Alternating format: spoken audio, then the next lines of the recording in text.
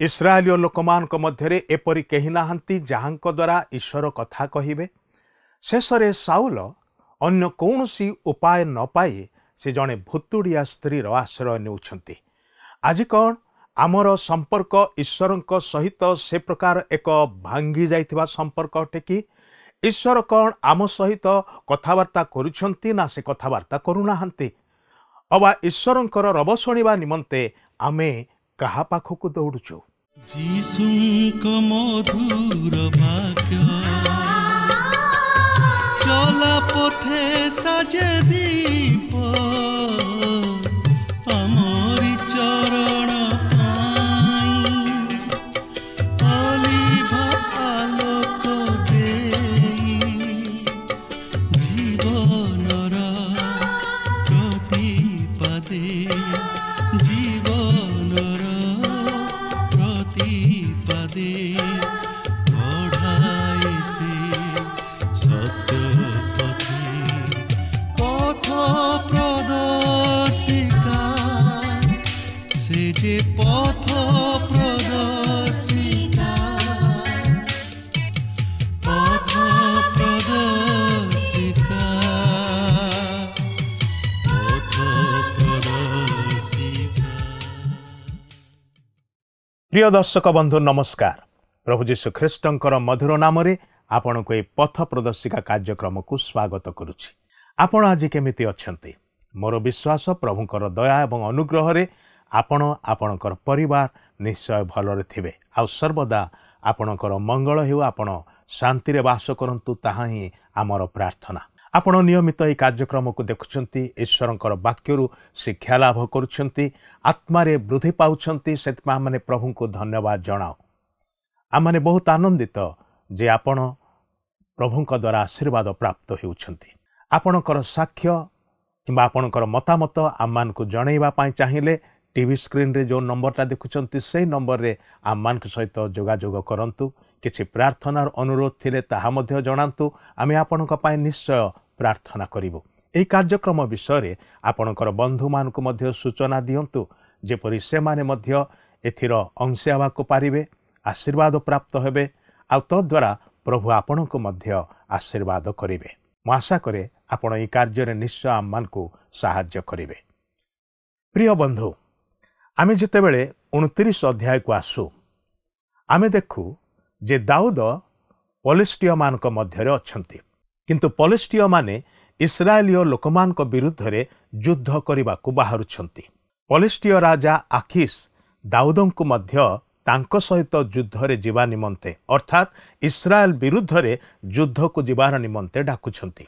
दाऊद निजर सुरक्षा निमंते शत्रु मानक मध्यरे बास करिबाकू गले और शत्रु माने ईश्वरंकर लोकमानक सहित वर्तमान युद्ध करिया पई बाहरुछंती। वर्तमान दाऊद बड़ समस्या मध्यरे अछंती। से निज लोकंक विरुद्ध रे एमानक सांगरे युद्ध करियाकू जिबे ना जो मानक मध्यरे बास करुछंती से मानकू से मना करदेवे। से कौन करिवे? दाऊदंकर प्रतिक्रिया स्पष्ट नथिला। दाऊद इस्राएलियो लोकमानकर सपक्ष हेबे अबा इस्राएलियो लोकंकर शत्रु जे पलिस्टिय माने आखिस से मानकर सपक्ष हेबे। ताहा थिला बहुत बड़ समस्या। अन्य पक्षरे सामुएल मृत्युवरण करिछंती।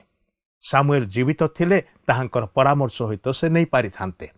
इस्राएलियो लोकमानक मध्यरे एपरि केही नाहांती जहांक द्वारा परमेश्वर कथा कहिबे। आउ साउल ए पाखरे समस्या रे अछंती जे ईश्वरंकर इच्छा कौन से जानिबा पाई चाहुछंती, किंतु ईश्वरंकर इच्छा जणैबा निमंते कौनसी व्यक्ति ताहांक पाखरे नाहांती। से अन्य कौनसी उपाय न पाई जणे भुतुड़िया स्त्रीर आश्रय नेउछंती। आज कौन आमर संपर्क ईश्वरंक सहित ए साउलंकर संपर्क परिके? ईश्वरंक सहित संपर्क कटि जाइछि। आमे चाहुछु ईश्वरंकर इच्छा जानिया पाई, किंतु से आम सहित कथबार्ता करुनाहांती। ईश्वरंकर रब शुणिबा निमंते आमे कहा पाखकु दौड़ुछु? आसंतु एई संपर्क रे आहुरी अधिक विस्तृत भाव रे आलोचना करिबा, किंतु ता पूर्वरु गोटे भक्तिमूलक गीत शुणिबा।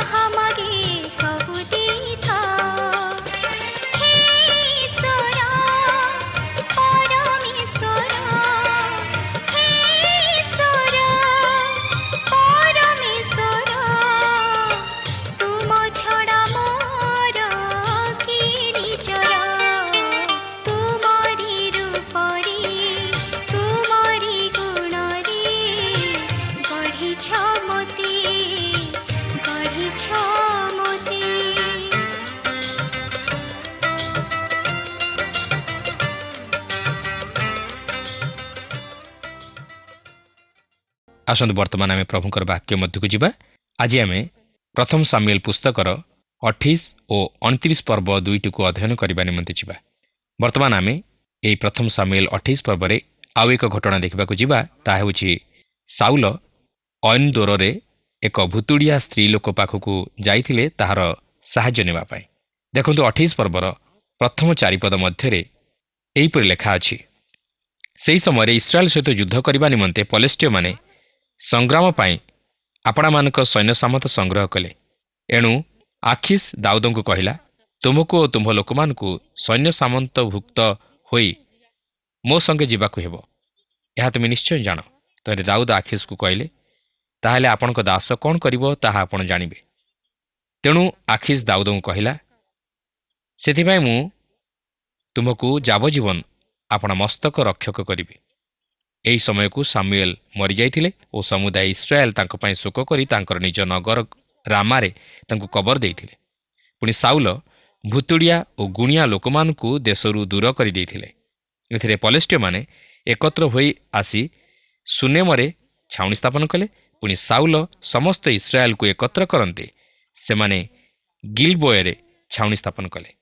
ଦେଖନ୍ତୁ, ପଲେଷ୍ଟିୟମାନେ ପୁନର୍ବାର ଇସ୍ରାଏଲ ସହିତ ଯୁଦ୍ଧ କରିବା ନିମନ୍ତେ ସେମାନଙ୍କର ସୈନ୍ୟ ଶ୍ରେଣୀକୁ ଏକତ୍ରିତ କରୁଛନ୍ତି। ଦାଉଦ ଏଠାରେ ଇସ୍ରାଏଲ ବିରୁଦ୍ଧରେ ଯାଇ ଯୁଦ୍ଧ କରିବା ନିମନ୍ତେ ଆଖିସ୍କୁ କୌଣସି ସ୍ପଷ୍ଟ ପ୍ରତିଜ୍ଞା କରୁନାହାନ୍ତି। ସେ ନିଶ୍ଚିତ ଭାବେ ଇସ୍ରାଏଲ ସହିତ ଯୁଦ୍ଧ କରିବେ ନାହିଁ। ସେ ତାହାଙ୍କର ପାରୁ ପର୍ଯ୍ୟନ୍ତ ତହିଁରୁ ଓହରି ରହିବା ନିମନ୍ତେ ଚେଷ୍ଟା କରିବେ, କାରଣ ଇସ୍ରାଏଲ ସହିତ ଯୁଦ୍ଧ କରିବା ତାହାଙ୍କର ମସୁଧା ନୁହେଁ। ତେବେ ଯେତେବେଳେ ପଲେଷ୍ଟିୟମାନେ ଇସ୍ରାଏଲ ବିରୁଦ୍ଧରେ ଯୁଦ୍ଧ ସଜାଇଲେ, ସେତେବେଳେ ସାଉଲ ମଧ୍ୟ ତାହାଙ୍କର ସୈନ୍ୟମାନଙ୍କୁ ନେଇ ପଲେଷ୍ଟିୟମାନଙ୍କ ବିପକ୍ଷରେ ଯୁଦ୍ଧ କରିବା ନିମନ୍ତେ ଗିଲବୋୟରେ ଛାଉଣି ସ୍ଥାପନ କଲେ। ତେବେ ଦେଖନ୍ତୁ ଆଗକୁ କ'ଣ ଘଟିବା ପାଇଁ ଯାଉଅଛି। 28 ପର୍ବର 5 ପଦରୁ 7 ପଦ ମଧ୍ୟରେ ଆମେ ଦେଖୁଛୁ ଯେ ଈଶ୍ୱର ଯେହେତୁ ସାଉଲଙ୍କ ସହିତ କଥାବାର୍ତ୍ତା କରୁନାହାନ୍ତି ଓ ତାହାଙ୍କୁ ପରିତ୍ୟାଗ କରିଅଛନ୍ତି, ଏହେତୁରୁ ସାଉଲ ଜଣେ ଭୁତୁଡ଼ିଆ ସ୍ତ୍ରୀର ସାହାଯ୍ୟ ନେବାକୁ ଚାହିଁଛନ୍ତି। ଯେପରି ସେ ନିଜର ତନ୍ତ୍ରମନ୍ତ୍ର ଦ୍ୱାରା ସାମୁଏଲ ଭବିଷ୍ୟତ ବକ୍ତାଙ୍କୁ ମୃତ୍ୟୁରୁ ଉଠାଇ ସାମୁଏଲ ସାଉଲଙ୍କ ବିଷୟରେ କ'ଣ କହୁଅଛନ୍ତି ତାହା ତାହାଙ୍କୁ ଜଣାଇବ। କିନ୍ତୁ ସାଉଲ ଏପରି କରିବାର ଉଚିତ ନଥିଲା। ତାଛଡ଼ା ଏହିପରି ତନ୍ତ୍ରମନ୍ତ୍ର ବଳରେ ଈଶ୍ୱରଙ୍କ ଲୋକଙ୍କୁ ମୃତ୍ୟୁରୁ ଉଠାଇବା ବା ଈଶ୍ୱରଙ୍କର ଅଭିମତକୁ ଜାଣିବା ଏକ କୌତୂହଳ ପରି ଜଣାଯାଏ। ଯଦି ମନୁଷ୍ୟ ଏପରି କରି ଈଶ୍ୱରଙ୍କର ଅଭିମତକୁ ବୁଝିପାରୁଥାନ୍ତା ବା ଏହିପରି ପ୍ରେତାତ୍ମାର ସହାୟତା ନେଇ ମନୁଷ୍ୟ ଐଶ୍ୱରିକ ବିଷୟ ବା ଈଶ୍ୱରଙ୍କର ଯୋଜନାକୁ ବୁଝିପାରୁଥାନ୍ତା, ତାହେଲେ ଶୟତାନର ଶକ୍ତି ଈଶ୍ୱରଙ୍କ ଶକ୍ତିଠାରୁ ବଳିଯାଆନ୍ତା। ହଁ, ଶୟତାନର ଶକ୍ତି ଅଛି ଓ ଯେଉଁମାନେ ପ୍ରେତାତ୍ମାର ପୂଜା କରନ୍ତି ସେମାନେ ସେହି ପ୍ରେତାତ୍ମାର ସହାୟତା ଦ୍ୱାରା ତନ୍ତ୍ରମନ୍ତ୍ର ବା ଗୁଣିବିଦ୍ୟା ପ୍ରଭୃତି ସାଧନ କରିପାରନ୍ତି। କିନ୍ତୁ ଏହାର ଅର୍ଥ ନୁହେଁ ଯେ ସେମାନେ ସେହି ତନ୍ତ୍ରମନ୍ତ୍ର ଦ୍ୱାରା ଈଶ୍ୱରଙ୍କ ଶକ୍ତିର କାର୍ଯ୍ୟ ସାଧନ କରିବେ ବା ଈଶ୍ୱରଙ୍କ ସାର୍ବଭୌମ୍ୟ କ୍ଷମତା ଉପରେ ହସ୍ତକ୍ଷେପ କରିପାରିବେ। ତେବେ ଅନେକଙ୍କର ମତ ଯେ ସେହି ଭୁତୁଡ଼ିଆ ସ୍ତ୍ରୀ ତାହାର ଗୁଣିବିଦ୍ୟା ବଳରେ ସାମୁଏଲଙ୍କୁ ମୃତ୍ୟୁରୁ ଉଠାଇ ଆଣିଲା। କିନ୍ତୁ ପ୍ରଶ୍ନ ହେଉଛି, ସାମୁଏଲ କ'ଣ ପ୍ରକୃତରେ ମୃତ୍ୟୁରୁ ଉଠିଆସି ସାଉଲଙ୍କ ସହିତ କଥାବାର୍ତ୍ତା କଲେ ଓ ସାଉଲଙ୍କୁ ସମସ୍ତ ବିଷୟ ଜଣାଇଲେ? ଯଦି ସେପରି ହୋଇଥାଏ, ତାହେଲେ ପବିତ୍ର ବାଇବଲ ମଧ୍ୟରେ ଏହା ହିଁ ହେଉଛି ଏକମାତ୍ର ଘଟଣା। କିନ୍ତୁ ପ୍ରକୃତରେ ସେପରି ନୁହେଁ। ତେବେ ଏହି ବିଷୟ ନେଇ ଆପଣ ନିଶ୍ଚିତ ଭାବରେ ଏକ ଦ୍ୱନ୍ଦ୍ୱରେ ପଡ଼ିଥିବେ ଯେ ତାହେଲେ ପ୍ରକୃତ ଘଟଣା କ'ଣ? ଦେଖନ୍ତୁ, ସାଉଲ ବର୍ତ୍ତମାନ ସେହି ଭୁତୁଡ଼ିଆ ସ୍ତ୍ରୀର ସାହାଯ୍ୟ ନେବାକୁ ଯାଉଅଛନ୍ତି। 28 ପର୍ବର 8 ପଦରୁ 13 ପଦ ମଧ୍ୟରେ ଆମେ ଲକ୍ଷ୍ୟ କରୁ ଯେ ଏହି ଘଟଣା ସେହି ଭୁତୁଡ଼ିଆ ସ୍ତ୍ରୀକୁ ଭୟଗ୍ରସ୍ତ କରାଉଛି। ସେ ଏକ ଅଦ୍ଭୁତ ଦୃଶ୍ୟ ଦେଖୁଅଛି। ସେ ଦେବଗଣ ତୁଲ୍ୟ ଏକ ବ୍ୟକ୍ତିଙ୍କୁ ଭୂମିରୁ ଉଠି ଆସିବାର ଦେଖୁଅଛି। ଏହାପରେ 28 ପର୍ବର 14 ପଦରେ ଲେଖା ଅଛି, ଏଥିରେ ସାଉଲ ତାହାକୁ ପଚାରିଲେ, ତାହାର ରୂପ କି ପ୍ରକାର? ସେ କହିଲା, ଜଣେ ବୃଦ୍ଧ ଲୋକ ଉଠି ଆସୁଅଛି, ସେ ଚୋଗାରେ ଆଚ୍ଛନ୍ନ। ତହୁଁ ସାଉଲ ଜାଣିଲେ ଯେ ସେ ସାମୁଏଲ। ଏଣୁ ସେ ଭୂମିଷ୍ଠ ପ୍ରଣାମ କଲେ। ଆପଣ ବର୍ତ୍ତମାନ ଭାବୁଥିବେ ଯେ ଏହି ବ୍ୟକ୍ତି ସାମୁଏଲ ନୁହନ୍ତି ତ ଆଉ କିଏ? ଟିକେ ଅପେକ୍ଷା କରନ୍ତୁ। ଆପଣ ଟିକେ ଭଲ ଭାବେ ଚିନ୍ତା କରି କୁହନ୍ତୁ, ଏହି ବ୍ୟକ୍ତି ପ୍ରକୃତରେ କିଏ? ମୁଁ ଭାବୁଛି ଆପଣ ତଥାପି ସନ୍ଦେହରେ ପଡ଼ିଥିବେ। କିନ୍ତୁ ମୁଁ ଆପଣଙ୍କୁ ପ୍ରମାଣ କରାଇଦେବି ଯେ ସେ ସାମୁଏଲ ନୁହନ୍ତି। ଯଦି ଆପଣ ଏହି ଅଂଶଟିକୁ ଭଲ ଭାବେ ଅଧ୍ୟୟନ କରି ଚିନ୍ତା କରିବେ, ତାହେଲେ ଜାଣିପାରିବେ ଯେ ସାଉଲ ସାମୁଏଲକୁ ଦେଖିନଥିଲେ। ଏହା ଥିଲା ସେହି ଭୁତୁଡ଼ିଆ ସ୍ତ୍ରୀର କଥା, ଯେ କି କେବେ ହେଲେ ସାମୁଏଲକୁ ଜୀବିତ ଅବସ୍ଥାରେ ଦେଖିନଥିଲା। ସେ କହିଲା, ସେ ଜଣେ ବୃଦ୍ଧ ବ୍ୟକ୍ତିଙ୍କୁ ଚୋଗାରେ ଆଚ୍ଛନ୍ନ ହେବାର ଦେଖୁଅଛି।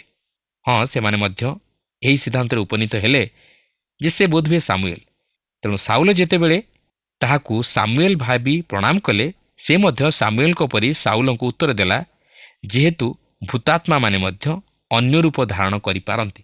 ସାଉଲ ନିଜକୁ ଶୟତାନ ନିକଟରେ ପୂରାପୂରି ଖୋଲିଦେଲେ ଓ ଶୟତାନ ମଧ୍ୟ ଏହାର ସୁଯୋଗ ନେଇ ସାଉଲଙ୍କ ମଧ୍ୟରେ ପ୍ରବେଶ କଲା। 28 ପର୍ବର 15 ପଦରେ ଲେଖା ଅଛି, ତରେ ସାମୁଏଲ ସାଉଲକୁ କହିଲେ, ତୁମେ ମୋତେ ଉଠାଇ ଆଣି କାହିଁକି ବ୍ୟସ୍ତ କଲ?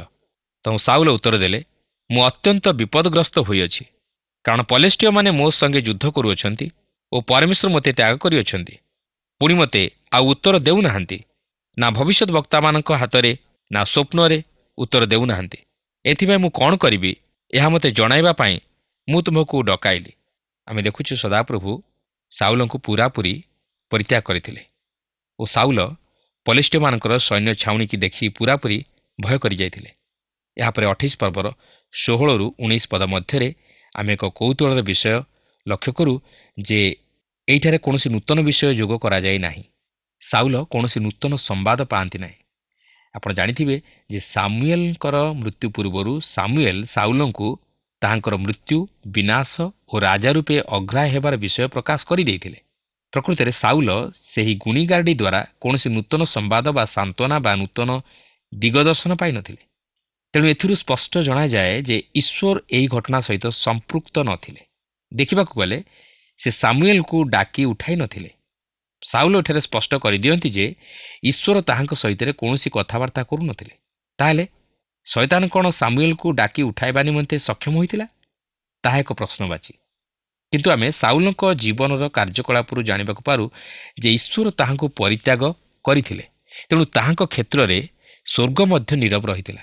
ଏଥିନିମନ୍ତେ ସାଉଲ ନର୍କ ଆଡ଼କୁ ଅଗ୍ରସର ହେଲେ। ତେବେ ବର୍ତ୍ତମାନ ପ୍ରଶ୍ନ ହେଉଛି, ତାହେଲେ ସାମୁଏଲ କ'ଣ ସାଉଲଙ୍କୁ ଦେଖାଦେଲେ? ତେବେ ମୋର ମତରେ ଏହା ପ୍ରକୃତ ଘଟଣା ନଥିଲା କି ସେ ପ୍ରକୃତ ସାମୁଏଲ ନଥିଲେ। ମାତ୍ର ଏହା ଥିଲା ସେହି ଭୁତୁଡ଼ିଆ ସ୍ତ୍ରୀର ତନ୍ତ୍ରମନ୍ତ୍ରର ଖେଳ ଓ ପ୍ରେତାତ୍ମା ମଧ୍ୟ ଅନ୍ୟ ରୂପ ଧାରଣ କରିପାରେ। ତେବେ ଅନେକ କହନ୍ତି ଯେ ସେହି ଭୁତୁଡ଼ିଆ ସ୍ତ୍ରୀ ସାମୁଏଲଙ୍କୁ ମୃତ୍ୟୁରୁ ଉଠାଇଥିଲା ଓ ସେମାନେ ତାହା ବିଶ୍ୱାସ କରନ୍ତି। କିନ୍ତୁ ମୁଁ କହେ ଯେ ଏହି ମତବାଦ ଗ୍ରହଣଯୋଗ୍ୟ ନୁହେଁ କି ପବିତ୍ର ଧର୍ମଶାସ୍ତ୍ର ସମ୍ବଳିତ ନୁହେଁ। କାରଣ ପ୍ରଥମ ବଂଶାବଳୀ 10 ପର୍ବର 13 ପଦରେ ଏହିପରି ଲେଖା ଅଛି, ଏହି ରୂପେ ସାଉଲ ସଦାପ୍ରଭୁଙ୍କ ବିରୁଦ୍ଧରେ କୃତ ଆପଣା ସତ୍ୟ ଲଙ୍ଘନ ହେତୁରୁ ମଲେ, କାରଣ ସେ ସଦାପ୍ରଭୁଙ୍କ ଆଜ୍ଞା ପାଳନ କଲେ ନାହିଁ, ମଧ୍ୟ ସେ ଭୁତୁଡ଼ିଆଠାରୁ ମନ୍ତ୍ରଣା ମାଗି ସଦାପ୍ରଭୁଙ୍କୁ ପଚାରିଲେ ନାହିଁ। ପ୍ରକୃତରେ ସାଉଲ ଯେଉଁପରି କାର୍ଯ୍ୟ କଲେ ସେଥିଲାଗି ସେ ଈଶ୍ୱରଙ୍କ ଦ୍ୱାରା ବିଚାରିତ ହେଲେ, କାରଣ ଈଶ୍ୱର ତାହାଙ୍କ ଉପରେ ସନ୍ତୁଷ୍ଟ ନଥିଲେ। ବାସ୍ତବରେ ଯେଉଁମାନେ ମୃତ ସେମାନେ ଜୀବିତମାନଙ୍କ ସହିତ କଥାବାର୍ତ୍ତା କରିପାରନ୍ତି ନାହିଁ କି ସେମାନଙ୍କ ସହ ଯୋଗାଯୋଗ ରକ୍ଷା କରିପାରନ୍ତି ନାହିଁ। ତେଣୁକରି ଏହି ଘଟଣା ମଧ୍ୟରେ ଈଶ୍ୱର ସମ୍ପୃକ୍ତ ନଥିଲେ। ମାତ୍ର ଏହା ପୂରାପୂରି ଶୟତାନିକ ଘଟଣା ଥିଲା। କିନ୍ତୁ ଯେତେବେଳେ ମୁଁ କହେ ଯେ ମୃତମାନେ ଜୀବିତମାନଙ୍କ ସହିତ କଥାବାର୍ତ୍ତା ବା ଯୋଗାଯୋଗ କରିପାରନ୍ତି ନାହିଁ ବୋଲି, ସେତେବେଳେ ମୁଁ କେବଳ ଗୋଟିଏ ବିଷୟକୁ ବାଦ୍ ଦେଇପାରେ, ଆଉ ତାହା ହେଉଛି ଯେ ପ୍ରଭୁ ଯୀଶୁଖ୍ରୀଷ୍ଟ ଯାହାଙ୍କ ହାତରେ ମୃତ୍ୟୁ ଓ ପାତାଳର କଞ୍ଚି ଅଛି, କାରଣ ସେ ମୃତ୍ୟୁରୁ ଉଠିଅଛନ୍ତି ଓ ମୃତ୍ୟୁକୁ ଜୟ କରିଅଛନ୍ତି। ସେ ହିଁ କେବଳ ଆପଣଙ୍କ ସହିତ କଥାବାର୍ତ୍ତା କରିବାକୁ ଚାହାନ୍ତି ଓ ଆପଣଙ୍କ ସହ ଯୋଗାଯୋଗ କରିବାକୁ ଚାହାନ୍ତି। ଆପଣ କେବଳ ତାହାଙ୍କ ସ୍ୱର ଶୁଣିପାରିବେ ଓ ସେ ଆପଣଙ୍କ ସହ କଥା କହିବେ, ଯାହାକି ପ୍ରକାଶିତ ପ୍ରଥମ ପର୍ବର 17-18 ପଦରେ ଲେଖା ଅଛି, ତାହାଙ୍କୁ ଦେଖି ମୁଁ ମୃତ ପରି ତାହାଙ୍କ ପାଦ ତଳେ ପଡ଼ିଗଲି। ସେଥିରେ ସେ ମୋ ଉପରେ ଆପଣା ଦକ୍ଷିଣ ହସ୍ତ ଥୋଇ କହିଲେ, ଭୟ କର ନାହିଁ, ଆମ୍ଭେ ପ୍ରଥମ ଓ ଶେଷ, ପୁଣି ସ୍ୱୟଂ ଜୀବି। ଆମ୍ଭେ ମୃତ ହେଲୁ, ଆଉ ଦେଖ ଆମ୍ଭେ ଯୁଗେ ଯୁଗେ ଜୀବିତ ଅଟୁ। ପୁଣି ଆମ୍ଭର ହସ୍ତରେ ମୃତ୍ୟୁ ଓ ପାତାଳର କଞ୍ଚି ଅଛି। ପ୍ରିୟ ବନ୍ଧୁ, ଆପଣ କ'ଣ କୌଣସି ଭୁତୁଡ଼ିଆ ବା ଗୁଣିଆର ସହାୟତା ନିଅନ୍ତି କି? କିନ୍ତୁ ତାହା ଈଶ୍ୱରଙ୍କ ନିକଟରେ ଘୃଣାର ବିଷୟ। ଆପଣ ଆପଣଙ୍କର ଭବିଷ୍ୟତ ଜାଣିବା ନିମନ୍ତେ କ'ଣ କୌଣସି ଗଣକ ବା ଶୁଭାଶୁଭବାଦୀର ସହାୟତା ନିଅନ୍ତି କି? ସେମାନେ ଆପଣଙ୍କୁ ରକ୍ଷା କରିପାରିବେ ନାହିଁ, କାରଣ ସେମାନଙ୍କର ସୂଚନା ନର୍କରୁ ଆସେ କିନ୍ତୁ ସ୍ୱର୍ଗରୁ ନୁହେଁ। କିନ୍ତୁ ଆମେ କାହିଁକି ଜଣକର କଥା ଶୁଣିବା ନାହିଁ, ଯେ କି ମୃତ୍ୟୁର ଦ୍ୱାର ଦେଇ ଯାଇ ମୃତ୍ୟୁକୁ ଜୟ କରିଅଛନ୍ତି? ସେହି କେବଳ ମାତ୍ର ଜଣେ ଯେ କି ଆମମାନଙ୍କୁ ମୃତ୍ୟୁରୁ ଉଦ୍ଧାର କରି ଅନନ୍ତ ଜୀବନ ପ୍ରଦାନ କରନ୍ତି। ତେଣୁ ଆପଣ ତାହାଙ୍କ ନିକଟକୁ ଯାଆନ୍ତୁ ଓ ତାହାଙ୍କଠାରୁ ପରାମର୍ଶ ଲୋଡ଼ନ୍ତୁ ଓ ତାହାଙ୍କର କଥା ଶୁଣନ୍ତୁ। ତାହେଲେ ସେ ଆପଣଙ୍କୁ ସମସ୍ତ ବିଷୟ ଜଣାଇବେ। ସେ ଆପଣଙ୍କୁ ସମସ୍ତ ଅଜଣା ବିପଦରୁ ରକ୍ଷା କରିବେ ଓ ସେ ଆପଣଙ୍କୁ ସେହି ମୃତ୍ୟୁରୁ ଉଦ୍ଧାର କରି ଅନନ୍ତ ଜୀବନରେ ପ୍ରବେଶ କରାଇବେ। ବର୍ତ୍ତମାନ ଆମେ 29 ପର୍ବ ମଧ୍ୟକୁ ଯିବା। ଏହି 29 ପର୍ବରେ ପୁନର୍ବାର ଦାଉଦଙ୍କ ଜୀବନ ପ୍ରତି ଲକ୍ଷ୍ୟ କରିବାକୁ ଯିବା, ଯିଏକି ସେହି ପଲେଷ୍ଟିୟମାନଙ୍କ ଦେଶରେ ବସବାସ କରୁଅଛନ୍ତି। କାରଣ ଆମେ ଏଥିପୂର୍ବରୁ ଦେଖିଥିଲୁ ଯେ ଦାଉଦ ସାଉଲଙ୍କ ହସ୍ତରୁ ନିଜକୁ ରକ୍ଷା କରିବା ନିମନ୍ତେ ଇସ୍ରାଏଲ ଦେଶରୁ ପ୍ରସ୍ଥାନ କରି ପଲେଷ୍ଟିୟମାନଙ୍କ ଦେଶକୁ ଯାଇ ଗାଥର ରାଜା ଆଖିସ୍ ନିକଟରେ ଆତ୍ମଗୋପନ କରି ରହିଥିଲେ ଓ ସେ ସେହି ଦେଶରେ ପ୍ରାୟ 1 ବର୍ଷ 4 ମାସ ପର୍ଯ୍ୟନ୍ତ ବସବାସ କରିଥିଲେ। ଏହି ସମୟରେ ସେ ଆଖିସ୍କୁ ପ୍ରତାରଣା କରି ତାହାର ଅଗୋଚରରେ ଅନେକ ଗୁଡ଼ିଏ ଅଞ୍ଚଳ ଅଧିକାର କରିଥିଲେ, ମାତ୍ର ସେ ତାହା ଆଖିସ୍କୁ ଜଣାଉନଥିଲେ। ଏପଟେ ଆଖିସ୍ ମଧ୍ୟ ଭାବୁଥିଲେ ଯେ ଦାଉଦ ଇସ୍ରାଏଲମାନଙ୍କ ସହିତ ଯୁଦ୍ଧ କରିବା ଦ୍ୱାରା ସେମାନଙ୍କ ଦୃଷ୍ଟିରେ ଦୁର୍ଗନ୍ଧ ସ୍ୱରୂପ ହେବ ଓ ତଦ୍ୱାରା ସେ ଆଖିସ୍ ରାଜାର ଦାସ ହୋଇ ରହିବ। ମାତ୍ର ଦାଉଦ ଚତୁରତାର ସହିତ କାର୍ଯ୍ୟ କରି ଆଖିସ୍ ରାଜାର ହସ୍ତରୁ ମଧ୍ୟ ବର୍ତ୍ତି ଯାଇଥିଲେ। କିନ୍ତୁ ଏଠାରେ ଗୋଟିଏ ବିଷୟ ଉପରେ ମୁଁ ଆପଣଙ୍କର ଦୃଷ୍ଟି ଆକର୍ଷଣ କରିବାକୁ ଚାହେଁ। ଦାଉଦ ଯଦିଓ ଇସ୍ରାଏଲ ସହିତ ଯୁଦ୍ଧ କରିବାକୁ ଚାହୁଁନଥିଲେ, ମାତ୍ର ଯେତେବେଳେ ଇସ୍ରାଏଲ ପଲିଷ୍ଟିୟମାନଙ୍କ ବିରୁଦ୍ଧରେ ଯୁଦ୍ଧ କରିବାକୁ ଉଠିଲେ, ସେତେବେଳେ ଆଖିସ୍ ଦାଉଦଙ୍କୁ ତାହାଙ୍କର ସୈନ୍ୟମାନଙ୍କୁ ସଙ୍ଗରେ ଆଣି ପଲିଷ୍ଟିୟ ସୈନ୍ୟମାନଙ୍କ ସହିତ ମିଶି ଇସ୍ରାଏଲ ବିରୁଦ୍ଧରେ ଯୁଦ୍ଧ କରିବାକୁ କହିଲା। ତେଣୁ ଦାଉଦ ଅକଳିଆରେ ପଡ଼ିଗଲେ। ମାତ୍ର ସେ ଆଖିସ୍ ସହିତ ବନ୍ଧୁତ୍ୱ ସ୍ଥାପନ କରିଥିବାରୁ ତାହାର କଥା ଭାଙ୍ଗି ନ ପାରି ଦାଉଦ ଇସ୍ରାଏଲ ବିରୁଦ୍ଧରେ ଯୁଦ୍ଧ କରିବା ନିମନ୍ତେ ଏକମତ ହୋଇଥିଲେ। ମାତ୍ର ଈଶ୍ୱର ତହିଁରେ ହସ୍ତକ୍ଷେପ କଲେ। ସେ ଚାହିଁଲେ ନାହିଁ ଦାଉଦ ଇସ୍ରାଏଲ ବିରୁଦ୍ଧରେ ଯାଇ ଯୁଦ୍ଧ କରୁ। ଯଦି ଈଶ୍ୱର ଦାଉଦଙ୍କୁ ବାରଣ କରିନଥାନ୍ତେ, ତାହେଲେ ଦାଉଦ ତାହାଙ୍କ ଜୀବନରେ ଏପରି ଏକ ଭୁଲ କରି ବସିଥାନ୍ତେ ଯେଉଁଥିପାଇଁ ସାରା ଜୀବନ ତାହାଙ୍କୁ ଅନୁତାପ କରିବାକୁ ପଡ଼ିଥାନ୍ତା। ପ୍ରିୟ ବନ୍ଧୁ, ଅନେକ ସମୟରେ ଆମମାନଙ୍କ ଜୀବନରେ ତାହା ହିଁ ଘଟେ। ଆମେ ଯାହା କରିବା କଥା ତାହା କରିନଥାଉ, ମାତ୍ର ଯାହା ନ କରିବା କଥା ତାହା କରିଥାଉ। ଯେଉଁଆଡ଼େ ଯିବା କଥା ସିଆଡ଼େ ଯାଇନଥାଉ, ମାତ୍ର ଯେଉଁଆଡ଼େ ନ ଯିବା କଥା ସିଆଡ଼େ ଯାଇଥାଉ। ମାତ୍ର ଯେତେବେଳେ ଆମେ ଈଶ୍ୱରଙ୍କ ଇଚ୍ଛା ବିରୁଦ୍ଧରେ ଯାଇ କାର୍ଯ୍ୟ କରିଥାଉ, ସେତେବେଳେ ଈଶ୍ୱର ଆମର ଜୀବନର ଗତିପଥରେ ପ୍ରତିବନ୍ଧକ ସୃଷ୍ଟି କରିଥାନ୍ତି ଓ ସେ ଆମମାନଙ୍କର ଇଚ୍ଛା ଉପରେ ହସ୍ତକ୍ଷେପ କରିଥାନ୍ତି ଓ ଅନେକ ଭୟାନକ ପାପରୁ କିମ୍ବା ବିପଦରୁ ବା ଅପରାଧରୁ ରକ୍ଷା କରିଥାନ୍ତି, ଯାହା ଘଟିବା ଦ୍ୱାରା ଆମମାନଙ୍କୁ ସାରା ଜୀବନ ନିମନ୍ତେ ହୋଇପାରେ ଅନୁତାପ କରିବାକୁ ପଡ଼ିଥାନ୍ତା। ମାତ୍ର ତାଙ୍କର ଅସୀମ ଅନୁଗ୍ରହରେ ସେ ଆମମାନଙ୍କୁ ଆସନ୍ନ ବିପଦରୁ ବା ସମସ୍ୟାରୁ ଉଦ୍ଧାର କରିଥାନ୍ତି। ଆଜି ମୋର ସେହି ଅନୁଭୂତି ରହିଅଛି ଓ ଆପଣଙ୍କର ମଧ୍ୟ ସେହିପରି ଅନୁଭୂତି ରହିଥିବ। ତେବେ ଦେଖନ୍ତୁ, ପ୍ରଥମ ସାମୁଏଲ 29 ପର୍ବର ପ୍ରଥମ 2 ପଦରେ ଏହିପରି ଲେଖା ଅଛି, ସେହି ସମୟରେ ପଲିଷ୍ଟିୟମାନେ ଆପଣମାନଙ୍କ ସୈନ୍ୟ ସାମନ୍ତ ସକଳ ଅଫେକରେ ଏକତ୍ର କଲେ ଓ ଇସ୍ରାଏଲୀୟମାନେ ଜିସ୍ରିଏଲସ୍ଥ ନିର୍ଝର ନିକଟରେ ଛାଉଣି ସ୍ଥାପନ କଲେ। ଏଥିରେ ପଲିଷ୍ଟିୟମାନଙ୍କ ଅଧିପତିମାନେ ଶତ ଶତ ଓ ସହସ୍ର ସହସ୍ର ସୈନ୍ୟ ନେଇ କ୍ରମେ କ୍ରମେ ଅଗ୍ରସର ହେଲେ, ଆଉ ଦାଉଦ ଓ ତାଙ୍କର ଲୋକମାନେ ଆଖିସ୍ ସହିତ ପଛେ ପଛେ ଅଗ୍ରସର ହେଲେ। ଲକ୍ଷ୍ୟ କରନ୍ତୁ, ଦାଉଦ ଓ ତାଙ୍କର ସଙ୍ଗୀଗଣ ପଲିଷ୍ଟିୟମାନଙ୍କ ସହିତ ଇସ୍ରାଏଲ ବିରୁଦ୍ଧରେ ଯୁଦ୍ଧ କରିବାକୁ ବାହାରିଗଲେ, କିନ୍ତୁ ପଲିଷ୍ଟିୟମାନେ ତାହା ପସନ୍ଦ କଲେ ନାହିଁ। କାରଣ ଦାଉଦ ଜଣେ ଇସ୍ରାଏଲୀୟ ଲୋକ ଥିଲେ ଓ ସେ ଯେ ପ୍ରକୃତିରେ ଇସ୍ରାଏଲ ବିରୁଦ୍ଧରେ ଯାଇ ଯୁଦ୍ଧ କରିବେ ଓ ପଲିଷ୍ଟିୟମାନଙ୍କର ସପକ୍ଷ ହେବେ, ଏହା ସେମାନେ ବିଶ୍ୱାସ କରିପାରିଲେ ନାହିଁ। ତାହା ହିଁ ସାଧାରଣତଃ ଘଟେ। ଯେତେବେଳେ ଜଣେ ଜଣକର ଶତ୍ରୁ ହୋଇ ପୁନର୍ବାର ତାହା ସହିତ ମିତ୍ରତା ଆଚରଣ କରେ, ସେତେବେଳେ ତାହା ଏକ ପ୍ରଶ୍ନବାଚୀ ହୋଇଉଠେ ଓ ମନ ମଧ୍ୟରେ ସନ୍ଦେହ ଜାତ କରାଏ। ପ୍ରକୃତିରେ ସେ କ'ଣ ମୋ ସହିତ ମିତ୍ରତା ଆଚରଣ କରୁଅଛି, ନା ସେହି ମିତ୍ରତା ଆଚରଣ କରିବାର ଆଳ ଦେଖାଇ ମୋର ନିମନ୍ତେ ଅମଙ୍ଗଳ ତଥା ଫାନ୍ଦ ପାତୁଅଛି? ଏହି ପ୍ରକାର ପ୍ରଶ୍ନ ମନ ମଧ୍ୟରେ ନିଶ୍ଚିତ ଭାବେ ଆସିବ, ଯାହାକି ସେଦିନ ପଲିଷ୍ଟିୟମାନଙ୍କ ମନରେ ଦାଉଦଙ୍କ ପ୍ରତି ଜାତ ହୋଇଥିଲା।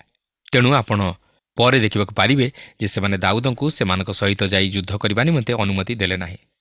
29 ପର୍ବର 3 ପଦରେ ଆମେ ଦେଖୁ ଯେ ଆଖିସ୍ଙ୍କର ପୁରା ବିଶ୍ୱାସ ଦାଉଦଙ୍କ ଉପରେ ରହିଅଛି। ଦାଉଦ ଆଖିସ୍ଙ୍କ ବିରୁଦ୍ଧରେ କୌଣସି ଦୋଷ ବା ଅପରାଧ କରିନଥିଲେ। ଆଖିସ୍ ତାହା ନିଜେ ଜାଣିଥିଲେ। ତେଣୁକରି ସେ ଦାଉଦଙ୍କୁ ଆଦୌ ଅବିଶ୍ୱାସ କରୁନଥିଲେ କି ସନ୍ଦେହ ମଧ୍ୟ କରୁନଥିଲେ, କାରଣ ଦାଉଦ ତାହାଙ୍କ ପ୍ରତି ବିଶ୍ୱସ୍ତ ଥିଲେ। ଏହାପରେ 29 ପର୍ବର 4 ଓ 5 ପଦରେ ଆମେ ଦେଖୁ ଯେ ପଲିଷ୍ଟିୟମାନେ ଦାଉଦଙ୍କୁ ସେମାନଙ୍କ ସହିତ ଯାଇ ଇସ୍ରାଏଲ ସନ୍ତାନଗଣ ବିରୁଦ୍ଧରେ ଯୁଦ୍ଧ କରିବାକୁ ଅନୁମତି ଦେଉନାହାନ୍ତି। କିନ୍ତୁ ସେମାନେ ଏପରି ଭାବିବା ମଧ୍ୟ ଯୁକ୍ତିଯୁକ୍ତ ତଥା ଯଥାର୍ଥ।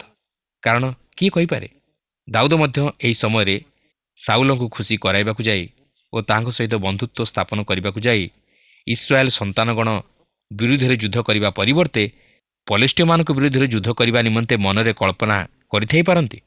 କାରଣ ଏହା ହିଁ ସାଉଲଙ୍କୁ ଆପଣାର କରିବାର ଏକ ମୌକା ବୋଲି ଦାଉଦ ଭାବିଥାଇପାରନ୍ତି। ପଲିଷ୍ଟିୟମାନେ ଦାଉଦଙ୍କର ପରାକ୍ରମ ଓ ତାହାଙ୍କର ରଣକୌଶଳ ତଥା ଦକ୍ଷତାକୁ ଜାଣିଥିଲେ। ତେଣୁକରି ସେମାନେ ଦାଉଦଙ୍କୁ ସନ୍ଦେହ ଚକ୍ଷୁରେ ଦେଖିଥିଲେ। ମାତ୍ର ଆଖିସ୍ ଦାଉଦଙ୍କ ଉପରେ ପୁରା ବିଶ୍ୱାସ ରଖିଥିଲେ। ତେବେ ଦେଖନ୍ତୁ ଏହାପରେ କ'ଣ ଘଟିବା ପାଇଁ ଯାଉଅଛି। 29 ପର୍ବର 6-7 ପଦରେ ଆମେ ଦେଖୁ ଯେ ଆଖିସ୍ ଯଦିଓ ଦାଉଦଙ୍କୁ ତାହାଙ୍କର ଦଳ ମଧ୍ୟରେ ରଖିବାକୁ ଚାହାନ୍ତି, ମାତ୍ର ପଲିଷ୍ଟିୟ ଅଧିପତିମାନେ ତାହାଙ୍କୁ ରଖିବାକୁ ଚାହାନ୍ତି ନାହିଁ। ତେଣୁ ସେମାନଙ୍କ ଦଳ ମଧ୍ୟରେ ଯେପରି କୌଣସି ପ୍ରକାର ଅପ୍ରୀତିକର ପରିସ୍ଥିତି ନ ଉପୁଜେ ଓ ସେମାନଙ୍କ ମଧ୍ୟରେ ଏକତା ରକ୍ଷା ହୁଏ, ଏଥିନିମନ୍ତେ ଆଖିସ୍ ଦାଉଦଙ୍କୁ ସେମାନଙ୍କ ସହିତ ମିଶି ଯୁଦ୍ଧକୁ ନ ଯିବା ନିମନ୍ତେ ପରାମର୍ଶ ଦିଅନ୍ତି। କିନ୍ତୁ ଏହା କେବଳ ଈଶ୍ୱରଙ୍କର ଯୋଜନା ବ୍ୟତୀତ ଅନ୍ୟ କିଛି ନୁହେଁ। ଈଶ୍ୱର ଦାଉଦଙ୍କୁ ତାହାଙ୍କର ଲୋକମାନଙ୍କର ବିରୁଦ୍ଧରେ ଯାଇ ଯୁଦ୍ଧ କରିବାକୁ ସୁଯୋଗ ଦେଇନଥିଲେ, ଯେପରି ପରେ ଦାଉଦଙ୍କୁ ଏଥିନିମନ୍ତେ ଘୋର ଅନୁତାପ କରିବାକୁ ନ ପଡ଼େ। ବାସ୍ତବରେ ଈଶ୍ୱର ଦାଉଦଙ୍କୁ ସେହି ଅପରାଧଜନିତ କାର୍ଯ୍ୟରୁ ଦୂରେଇ ରଖିଥିଲେ। ତା ନ ହୋଇଥିଲେ ଦାଉଦ କ'ଣ କରିଥାନ୍ତେ ବା ତାହାଙ୍କ ପ୍ରତି କ'ଣ ଘଟିଥାନ୍ତା, ଏହା କିଏ କହିପାରିଥାନ୍ତା? 29 ପର୍ବର 8 ପଦରେ ଲେଖା ଅଛି, ତେଣୁ ଦାଉଦ ଆଖିସ୍କୁ କହିଲେ, ମାତ୍ର ମୁଁ କ'ଣ କଲି ଓ ମୁଁ ଆପଣଙ୍କ ସମ୍ମୁଖରେ ଥିବା ଦିନାବଧି ଆଜି ପର୍ଯ୍ୟନ୍ତ ଆପଣଙ୍କ ଏହି ଦାସଠାରେ ଆପଣ କ'ଣ ପାଇଲେ ଯେ ମୁଁ ଯାଇ ମୋ ପ୍ରଭୁ ରାଜାଙ୍କ ଶତ୍ରୁମାନଙ୍କ ବିପକ୍ଷରେ ଯୁଦ୍ଧ କରିବି ନାହିଁ? ଯଦିଓ ଏକ ସମୟରେ ସାଉଲ ରାଜା ଦାଉଦଙ୍କର ଶତ୍ରୁ ହୋଇଥିଲେ, ମାତ୍ର ଦାଉଦ ତାହାଙ୍କର ନିଜ ଲୋକମାନଙ୍କ ବିରୁଦ୍ଧରେ କେବେ ହେଲେ ଯାଇ ଯୁଦ୍ଧ କରିନଥାନ୍ତେ। ଦାଉଦ ଏଠାରେ ଯଦିଓ ପଲେଷ୍ଠୀୟ ରାଜା ଆଖିସ୍କୁ ଏହିପରି କଥା କହନ୍ତି, ମାତ୍ର ସେ କେବେ ହେଲେ ତାହା କରିନଥାନ୍ତେ। କାରଣ ସାଉଲ ଯଦିଓ ତାହାଙ୍କର ଶତ୍ରୁ ଥିଲେ, ମାତ୍ର ସମସ୍ତ ଇସ୍ରାଏଲୀୟ ଲୋକେ ତାହାଙ୍କର ଶତ୍ରୁ ନଥିଲେ, ସେମାନେ ଦାଉଦଙ୍କ ସପକ୍ଷରେ ଥିଲେ। ତେଣୁ ଦାଉଦ ଯେତେବେଳେ ନିଜ ଶତ୍ରୁ ସାଉଲଙ୍କୁ ବଧ କରିବା ନିମନ୍ତେ ସୁଯୋଗ ପାଇଲେ ମଧ୍ୟ ତାହାଙ୍କୁ ବଧ କରିନଥିଲେ, ତାହେଲେ ସେ କ'ଣ କେବେ ହେଲେ ଏହି ଯୁଦ୍ଧରେ ଇସ୍ରାଏଲ ସନ୍ତାନଗଣ ବିରୁଦ୍ଧରେ ଯାଇ ସେମାନଙ୍କ ସହ ଯୁଦ୍ଧ କରିଥାନ୍ତେ? ମୁଁ କିନ୍ତୁ ବିଶ୍ୱାସ କରେ ନାହିଁ। କିନ୍ତୁ ସେ ବିଶ୍ୱାସରେ ଦୁର୍ବଳ ହୋଇ ସେ ଇସ୍ରାଏଲ ଦେଶରୁ ପ୍ରସ୍ଥାନ କରି ପଲେଷ୍ଠୀୟମାନଙ୍କ ଦେଶରେ ବସବାସ କରିବାର ଅର୍ଥ ସେ ଈଶ୍ୱରଙ୍କ ଇଚ୍ଛା ବିରୁଦ୍ଧରେ ଯାଇ ପାପ କଲେ ଓ ପାପ ତାହାଙ୍କର ଜୀବନରେ ପ୍ରବେଶ କଲା। ପ୍ରିୟ ବନ୍ଧୁ, ଯେତେବେଳେ ଜଣେ ଖ୍ରୀଷ୍ଟ ବିଶ୍ୱାସୀ ଈଶ୍ୱରଙ୍କ ଇଚ୍ଛା ବିରୁଦ୍ଧରେ ଯାଇ କାର୍ଯ୍ୟ କରେ, ସେତେବେଳେ ସେ ପାପ କରିବାକୁ ମଧ୍ୟ ପଛାଏ ନାହିଁ। ସେ ପାପରେ ପତିତ ହୁଏ। କିନ୍ତୁ ଏକ କୌତୁହଳର ବିଷୟ ହେଉଛି ଯେ ସେ ଯଦିଓ ଈଶ୍ୱରଙ୍କ ଇଚ୍ଛା ବିରୁଦ୍ଧରେ ଯାଇ କାର୍ଯ୍ୟ କରେ, ସେତେବେଳେ ସେ ସମସ୍ୟାର ସମ୍ମୁଖୀନ ହୁଏ, ମାତ୍ର ପରିତ୍ରାଣ ହରାଇ ନଥାଏ। ଦେଖନ୍ତୁ, ଦାଉଦ ଈଶ୍ୱରଙ୍କ ଇଚ୍ଛା ବିରୁଦ୍ଧରେ ଯାଇ ଯଦିଓ କାର୍ଯ୍ୟ କଲେ, ମାତ୍ର ସେ ସମସ୍ୟାର ସମ୍ମୁଖୀନ ହେଲେ, କିନ୍ତୁ ଈଶ୍ୱର ତାହାଙ୍କୁ ପରିତ୍ୟାଗ କରିନଥିଲେ। ଈଶ୍ୱର ତାହାଙ୍କ ପ୍ରତି କରିଥିବା ପ୍ରତିଜ୍ଞା ଅନୁଯାୟୀ ତାହା ସଫଳ କଲେ। ଦାଉଦ ଇସ୍ରାଏଲ ଉପରେ ରାଜା ହେଲେ, ଯାହାକି ଆମେ ପରେ ଦେଖିବାକୁ ପାରିବା। 29 ପର୍ବର 9 ପଦରୁ 11 ପଦ ମଧ୍ୟରେ ଆମେ ଦେଖୁ ଯେ ଜିସ୍ରିଏଲ ଉତ୍ତରରେ ଥିଲା। ଆପଣ ଯଦି ମାନଚିତ୍ର ଦେଖିବେ ତାହେଲେ ଜାଣିପାରିବେ ଯେ ଏହି ସ୍ଥାନ ଏକ ଉପତ୍ୟକାର ସ୍ଥାନ ଥିଲା ଓ ଏହା ଏଜ୍ରାଲୋନ୍ ଉପତ୍ୟକାର ନିକଟବର୍ତ୍ତୀ ଅଞ୍ଚଳ ଥିଲା। ଧର୍ମଶାସ୍ତ୍ର କହେ ଯେ ଏହି ସ୍ଥାନରେ ସେହି ମହାନ ଯୁଦ୍ଧ, ଯାହାକି ହର୍ମିଗିଦୋନ୍ ଯୁଦ୍ଧ ଘଟିବାକୁ ଯାଉଅଛି। ଏହା ବର୍ତ୍ତମାନ ଏକ ଉର୍ବରା ଉପତ୍ୟକା ରୂପେ ବ୍ୟବହୃତ ହେଉଅଛି। ତେବେ ପଲେଷ୍ଠୀୟମାନେ ଜିସ୍ରିଏଲକୁ ଯୁଦ୍ଧ କରିବାକୁ ଗଲେ, ମାତ୍ର ଦାଉଦ ଓ ତାହାଙ୍କର ସଙ୍ଗୀଗଣ ପଲେଷ୍ଠୀୟମାନଙ୍କର ସିକ୍ଲଗ ନଗରକୁ, ଅର୍ଥାତ୍ ଯେଉଁଠାରେ ସେ ସେହି ସମୟରେ ବାସ କରୁଥିଲେ, ସେହି ସ୍ଥାନକୁ ଫେରିଗଲେ। ମାତ୍ର ଦାଉଦଙ୍କର ଏହିପରି ଯୁଦ୍ଧଭୂମିରୁ ପ୍ରତ୍ୟାବର୍ତ୍ତନ କରିବା ତାହାଙ୍କ ପ୍ରତି ଏକ ଅପମାନଜନକ ଥିଲା ଓ ସେ ତହିଁରେ ଖୁସି ନଥିଲେ, ଯାହାକି ଆମେ ପରେ ଅଧ୍ୟୟନ କରି ଦେଖିବାକୁ ଯିବା। କିନ୍ତୁ ଏଠାରେ ଆମେ ଦାଉଦଙ୍କ ଜୀବନରୁ ଏହି ଶିକ୍ଷା ପାଉଛୁ ଯେ ଈଶ୍ୱର ତାହାଙ୍କର ବିଶ୍ୱାସୀମାନଙ୍କୁ କେବେ ହେଲେ ଛାଡ଼ି ଦିଅନ୍ତି ନାହିଁ। ଏପରିକି ସେ ସେମାନଙ୍କୁ ଅନେକ ବିପଦରୁ ତଥା ସମସ୍ୟାରୁ ଉଦ୍ଧାର କରନ୍ତି। ଏପରିକି ସେ ତାହାଙ୍କର ବିଶ୍ୱାସୀମାନଙ୍କର ଇଚ୍ଛା ଉପରେ ମଧ୍ୟ ହସ୍ତକ୍ଷେପ କରନ୍ତି, ଯେପରି ସେମାନଙ୍କୁ ପରେ ସେମାନଙ୍କର ଭୁଲ ବା ଅପରାଧ ନିମନ୍ତେ ଅନୁତାପ କରିବାକୁ ନ ପଡ଼େ। ମାତ୍ର ଏହା ସତ୍ତ୍ୱେ ମଧ୍ୟ ଯଦି ଜଣେ ଈଶ୍ୱରଙ୍କ ଇଚ୍ଛା ବିରୁଦ୍ଧରେ ଯାଇ ପାପ କରେ ବା ଈଶ୍ୱରଙ୍କ ଅସନ୍ତୋଷଜନକ କାର୍ଯ୍ୟ କରେ, ସେ ସମସ୍ୟାର ସମ୍ମୁଖୀନ ହୁଏ ଓ ନିଜର ଜୀବନ ପ୍ରତି ଦୁଃଖକୁ ଆହ୍ୱାନ କରେ। ତେଣୁ ପ୍ରିୟ ବନ୍ଧୁ, ଆମେ କେବେ ହେଲେ ନିଜର ଇଚ୍ଛାରେ କୌଣସି କାର୍ଯ୍ୟ କରିବାକୁ ଚେଷ୍ଟା ନ କରୁ, କାରଣ ତାହା କରିବା ଦ୍ୱାରା ଆମେ ନିଜେ ନିଜ ଜୀବନ ପ୍ରତି ଦୁଃଖ ଆଣୁ। ଈଶ୍ୱରଙ୍କ ମନରେ ଦୁଃଖ ଦେଇ ଆମେ କେବେ ହେଲେ ସୁଖରେ ରହିପାରିବା ନାହିଁ। କେବଳ ଈଶ୍ୱରଙ୍କ ଇଚ୍ଛା ବିରୁଦ୍ଧରେ ଯାଇ କାର୍ଯ୍ୟ କରି ସଫଳତା ଲାଭ କରିପାରିବା ନାହିଁ। ଆଜି ଆମେ ଯେଉଁ ସ୍ଥାନକୁ ଯାଉଛୁ ବା ଯେଉଁଠି ବସୁଛୁ ବା ଯାହା କରୁଛୁ ବା ଯାହା କିଛି କହୁଛୁ, ତାହା କ'ଣ ଈଶ୍ୱରଙ୍କର ସନ୍ତୋଷଜନକ? ଏହି ପ୍ରଶ୍ନ ଯଦି ଆମେ ପ୍ରତ୍ୟେକ ନିଜକୁ କରିବା, ତାହେଲେ ଈଶ୍ୱରଙ୍କ ବାକ୍ୟ ଆମକୁ ତହିଁର ଉତ୍ତର ପ୍ରଦାନ କରିବ ଓ ଆମକୁ ଈଶ୍ୱରଙ୍କ ଇଚ୍ଛା ଅନୁଯାୟୀ ତାହାଙ୍କ ପଥରେ କଢ଼ାଇ ନେବ। ଦାଉଦଙ୍କୁ ସେଦିନ ଈଶ୍ୱର ଯେପରି ଏକ ମହାପାପ କରିବାରୁ ରକ୍ଷା କଲେ, ଆଜି ସେ ମଧ୍ୟ ଆମକୁ ସୁରକ୍ଷା କରିବେ। କିନ୍ତୁ ସେ ଚାହାନ୍ତି ଯେପରି ଆମମାନେ ତାହାଙ୍କର ନିକଟବର୍ତ୍ତୀ ହେଉ, ତାହାଙ୍କର ଶରଣାପନ୍ନ ହେଉ, ତାହାଙ୍କ ସହିତରେ ଜୀବନଯାପନ କରୁ, ତାହାଙ୍କୁ ଆମମାନଙ୍କ ଜୀବନରେ ଲୋଡ଼ୁ। ମନୁଷ୍ୟ ହିସାବରେ ଆମମାନଙ୍କ ଦୁର୍ବଳତା ଥାଇପାରେ, ଆମମାନଙ୍କ ଜୀବନରେ ଦୁର୍ବଳତା ଆସିପାରେ, ଜାଣତରେ ହେଉ ବା ଅଜାଣତରେ ହେଉ ଆମମାନେ ଭୁଲ କରିପାରୁ। ମାତ୍ର ପ୍ରଭୁ ଚାହାନ୍ତି ଯେପରି ଆମମାନେ ନିଜର ପାପମୟ ଜୀବନ ନିମନ୍ତେ ଅନୁତାପ କରୁ। ପ୍ରଭୁ ଯୀଶୁଙ୍କର ନିକଟରେ କ୍ଷମା ମାଗୁ। ତାହାଙ୍କର ସେ କୃଷ ନିକଟରେ ନିଜର ପାପମୟ ଜୀବନକୁ ସମର୍ପଣ କରି କ୍ଷମା ମାଗି ତାହାଙ୍କୁ ନିଜ ଜୀବନରେ ଉଦ୍ଧାରକର୍ତ୍ତା ରୂପେ ଗ୍ରହଣ କରୁ। ତାହେଲେ ସେ ଆମମାନଙ୍କର ସହବର୍ତ୍ତୀ ହୋଇ ଆମମାନଙ୍କୁ ସମସ୍ତ ଅମଙ୍ଗଳରୁ ସମସ୍ତ ବିପଦରୁ ରକ୍ଷା କରିବେ। ଏପରିକି ସେଦିନ ସେ ଯେପରି ଦାଉଦଙ୍କୁ ରକ୍ଷା କଲେ, ଆଜି ମଧ୍ୟ ସେ ଆମମାନଙ୍କୁ ରକ୍ଷା କରିବେ। କିନ୍ତୁ ସେ ଚାହାନ୍ତି ଯେପରି ଆମେ ତାହାଙ୍କ ନିକଟକୁ ଫେରିଆସୁ, ତାହାଙ୍କର ସହିତରେ ଜୀବନଯାପନ କରୁ, ତାହାଙ୍କୁ ନିଜର ଜୀବନରେ ସାଥୀ କରୁ। ପ୍ରଭୁ ପ୍ରତ୍ୟେକଙ୍କୁ ଏହି ସଂକ୍ଷିପ୍ତ ଆଲୋଚନା ମଧ୍ୟ ଦେଇ ଆଶୀର୍ବାଦ କରନ୍ତୁ। প্রিয় বন্ধু, আশা করে আজর কার্যক্রমটি আপনার নিশ্চয় ভাল লাগিছি। আপনার আত্মিক ভাবে উপকৃত হয়েছেন। আমি আমার অধ্যয়নর এ বিষয় দেখা পারিলু যে সাউল ও দাউদଙ୍କ বিষয়ে যদিও দাউদ সম্পূর্ণ সিদ্ধ নথিলে তথাপি অনেক বিষয় ঈশ্বরଙ୍କର ইচ্ছা অনুসারে করুথিবার আমমানে দেখুছু। সাউল অপর পক্ষরে নিজ ইচ্ছারে নিজর জীবনকু বিতাউথিবার আমমানে দেখুছু। ଅମାଲିକୀୟମାନଙ୍କ ବିରୁଦ୍ଧରେ ଯୁଦ୍ଧ କରିବା ସମୟରେ ଈଶ୍ୱର କହିଥିଲେ ସବୁକିଛିକୁ ନିଃଶେଷ ରୂପେ ବିନାଶ କରିବା ପାଇଁ, କିନ୍ତୁ ସାଉଲ ସେଥିରେ ଅବାଧ୍ୟ ହୋଇଥିଲେ। ଈଶ୍ୱରଙ୍କର ଇଚ୍ଛାନୁସାରେ ସେ ଜୀବନ କାଟି ନଥିଲେ, ତାହାଙ୍କର ଆଜ୍ଞାକୁ ମାନି ନଥିଲେ। ବର୍ତ୍ତମାନ ସାଉଲ ପଲିଷ୍ଟିୟମାନଙ୍କ ବିରୁଦ୍ଧରେ ଯୁଦ୍ଧ କରିବା ପାଇଁ ପ୍ରସ୍ତୁତ ହେଉଛନ୍ତି, କିନ୍ତୁ ତା ପୂର୍ବରୁ ସେ ଭୁତୁଡ଼ିଆ ସ୍ତ୍ରୀର ସାହାଯ୍ୟ ନେଉଛନ୍ତି। ଆଜି କ'ଣ ଆମର କାର୍ଯ୍ୟ ଈଶ୍ୱରଙ୍କ ସହିତ ଆରମ୍ଭ କରୁଛୁ ନା ତାଙ୍କ ବିହୁନରେ ଆମମାନେ ନିଜର ଇଚ୍ଛାନୁସାରେ କରି ଚାଲିଛୁ? ଆମେ କ'ଣ ଈଶ୍ୱରଙ୍କ ସହିତ ଗମନାଗମନ କରୁଛୁ, ତାହାଙ୍କ ଇଚ୍ଛା ଅନୁସାରେ ଜୀବନ କାଟୁଛୁ, ନା ତାର ପ୍ରତିକୂଳରେ ତା ବିରୁଦ୍ଧରେ ଯାଉଛୁ? ଆଜି କ'ଣ ଆମର ଅବସ୍ଥା ସାଉଲଙ୍କର ଅବସ୍ଥା ପରି ହେଇଛି କି? ଆଜି ତ ଆମମାନଙ୍କର ଆଲୋଚନାର ସମୟ ସରି ଆସିଛି। ପରବର୍ତ୍ତୀ କାର୍ଯ୍ୟକ୍ରମରେ ପୁଣି ଆପଣଙ୍କ ସହିତ ସାକ୍ଷାତ ହେବ, କିନ୍ତୁ ବିଦାୟ ନେବା ପୂର୍ବରୁ ଆସନ୍ତୁ ପ୍ରଭୁଙ୍କ ନିକଟବର୍ତ୍ତୀ ହେବା, ପ୍ରାର୍ଥନା କରିବା। ପ୍ରିୟ ପ୍ରଭୁ, ଜୀବନର ଘଡ଼ିସନ୍ଧି ମୁହୂର୍ତ୍ତରେ ତୁମର ଇଚ୍ଛା ଜାଣିବାର ନିମନ୍ତେ ଯେପରି ଆମମାନେ ସର୍ବାନ୍ତକରଣରେ ତୁମକୁ ଲୋଡ଼ିବୁ, ତୁମକୁ ଅଗ୍ରାଧିକାର ଦେବୁ, ତୁମର ଆଜ୍ଞାବହ ହେବୁ, ତୁମ ସହିତ ଆମମାନଙ୍କର ସମ୍ପର୍କକୁ ସୁନ୍ଦର ରଖିବୁ। ପ୍ରଭୁ ତୁମେ ସାହାଯ୍ୟ କର। ପ୍ରତ୍ୟେକ ତୁମର ପ୍ରିୟ ଲୋକମାନଙ୍କୁ ଆଶୀର୍ବାଦ କର। ଏହି ପ୍ରାର୍ଥନା ଶୁଣିଲ ବୋଲି ଧନ୍ୟବାଦ ଦେଇ ଯୀଶୁଙ୍କର ପବିତ୍ର ନାମରେ ମାଗୁଅଛୁ, ଆମେନ୍। ବହୁତ ବହୁତ ଧନ୍ୟବାଦ। ପ୍ରଭୁ ଆପଣଙ୍କୁ ଆଶୀର୍ବାଦ କରନ୍ତୁ। ପ୍ରିୟ ବନ୍ଧୁ, ଆଶା କରୁ ଆପଣଙ୍କୁ ଆମ ପଥ ପ୍ରଦର୍ଶିକା କାର୍ଯ୍ୟକ୍ରମ ନିଶ୍ଚୟ ଭଲ ଲାଗିଥିବ। ଯଦି ଭଲ ଲାଗିଛି ତାହେଲେ ଆମକୁ 044490812996 ନମ୍ବରରେ ନିଶ୍ଚୟ ଗୋଟିଏ ମିସ୍ଡ କଲ୍ ଦେବେ। ଆପଣଙ୍କ ମିସ୍ଡ କଲ୍ ଆମ ନିମନ୍ତେ ଅତି ବହୁମୂଲ୍ୟ। ମୁଁ ଆନନ୍ଦର ସହ ଜଣାଉଛି ଯେ ପ୍ରତ୍ୟେକ ମିସ୍ଡ କଲ୍ ଦାତାଙ୍କ ମଧ୍ୟରୁ ସପ୍ତାହ ଶେଷରେ ଯିଏ ଅଧିକ ମିସ୍ଡ କଲ୍ ଦେଇଥିବେ ତାଙ୍କୁ ମନୋନୀତ କରାଯିବ ଓ ପୁରସ୍କୃତ କରାଯିବ। ସେହି ଦର୍ଶକ ବନ୍ଧୁଙ୍କ ନାମ ଓ ଫଟୋ ଆମ କାର୍ଯ୍ୟକ୍ରମ ଶେଷରେ ଦେଖାଯିବ। ଗତ ସପ୍ତାହର ବିଜୟ ଦର୍ଶକ ବନ୍ଧୁ ହେଲେ କନ୍ଧମାଳରୁ ସଲମିତ ଦିଗଲ ଓ ପରିବାର। ପ୍ରାର୍ଥନା ଓ ଅଧିକ ଜାଣିବା ନିମନ୍ତେ ଫୋନରେ ଆମ ସହ ଯୋଗାଯୋଗ କରିପାରିବେ। ଆମ ଟେଲିଫୋନ ନମ୍ବର ହେଲା 9777221415 ଆଉ ଆମ ଠିକଣା ଟିଭି ସ୍କ୍ରିନରେ ଦିଆଯାଇଅଛି।